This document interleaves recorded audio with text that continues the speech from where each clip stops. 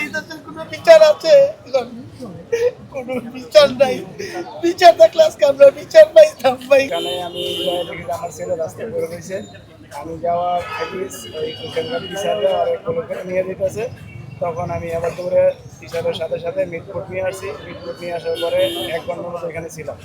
তারা বললো যে এখানে আমাদের চিকিৎসা হবে।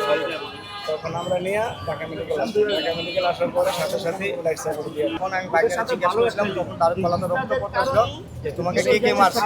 তখন ও বলছে যে তামিম, পরশ আর একটা হলো সাজ্জাদ, এই তিনজনের এই তিনজনের নাম বলে গেতে বলছে। আর বাকিটা বলছে ওদের ধরলে তুমি জানতে পারবে, ও কথা বলতে আর পারে না। লাইফ সাপোর্ট দেওয়ার পরে এখান থেকে আবার তারা বললো যে আপনারা কেস করেন। তখন আমি গেলাম কিরানীগঞ্জে মডেল থানায় যাই। আমি থানায় মামলা করলাম। মামলা করে আমরা নিজেরা আসামিকে ধরাই দিচ্ছি। আমরা নিজেরা 3টা আসামি তাদের কাছে দিয়া তারপরে রাত্রে আবার আমি আইসা ওসিরে নিয়ে আইসা এখানে এসে ওসিরে দেখাই নিয়ে গেছি আমার ছেলে দিয়ে লাইফ সাপোর্টে আছে। আমার ছেলেরা দেখাই নিয়ে তখন ওসিরে এখান থেকে বিদায় করে দিচ্ছে। এরপরে এই আসামি ধরার পরে এখন আবার ওই আসামি তারা কীভাবে ছেড়ে দেয়? এই দেশের কোনো বিচার আছে? কোনো বিচার নাই। বিচার থাকলে আজকে আমরা বিচার পাইতাম ভাই। কর আমাকে এই অবস্থা কর। আমরা যদি মানুষের বিচার চেয়ে বিচার পাই না, তাহলে একটা প্রধানমন্ত্রী তারেক গিয়া ওই বিচার চেয়ে কাট থেকে ওই বিচার পাইবো কাট থেকে ভাই। আপনার কাছে একটাই দাবি ভাই, আপনারা এটা সত্যটা যাচাই করেন ভাই। আমাদের আর কিছু চাওয়ার নাই ভাই।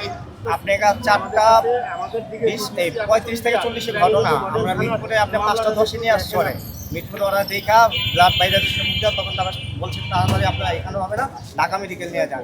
এখানে হয়তো 6টা 10 বা 20 এখানে নিয়ে আসছি। এখানে আনার পরে তারা লগে লগে লাইফ সাপোর্টে দিচ্ছে। লাইফ সাপোর্টে দেওয়ার পরে আপনাকে কালকে বিকাল 2:30টার দিকে ওটা আপনি 4টা শিশু বসে আইসিইউতে। আর এখন অবস্থা তো এখন আপডেট পেলাম যে অবস্থা খুবই খারাপ। বাসায় সবাই জানাই দেন আপনাদের অবস্থা খুব খারাপ। ওই স্কুল ক্যাপ্টেনের কাছে ওইখানকার এক স্টুডেন্ট একটা বিমান দিছিল 500 টাকা দাম।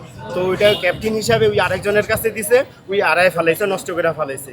তো ওই যে ছেলের বিমান ওই বলছে যে আমার বিমানের টাকাতে 5-6 জন গিয়ে আমার এলাকায় গিয়ে ঠেট দিয়ে আসছে।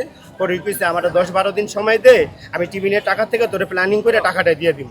তো ওরা মাইনে ওই দিন আইসা পড়ছে ওইখান থেকে। ওর পরের দিন যখন ওই স্কুল থেকে বাইরেছে, ওর স্কুলের এক বন্ধু আর ওই মিল্লা ওরে নিয়ে ফাইনরে আমার ভাইনারে নিয়ে বাইরেছে স্কুল থেকে। বাইরে হওয়ার পর স্কুলের থেকে 100 ফুট দূরে নিয়ে একটা খালি জায়গা আছে, ওইখানে আরও 10-12 জন কিশোর গ্যাং নেশায় আসক্ত পোলাপান মিলে আমার ভাইনারে এমনভাবে টর্চারিং করছে যে ওই লাইফ সাপোর্টে আছে, ওর শরীরের একটা স্কেট জায়গা ভালো নাই।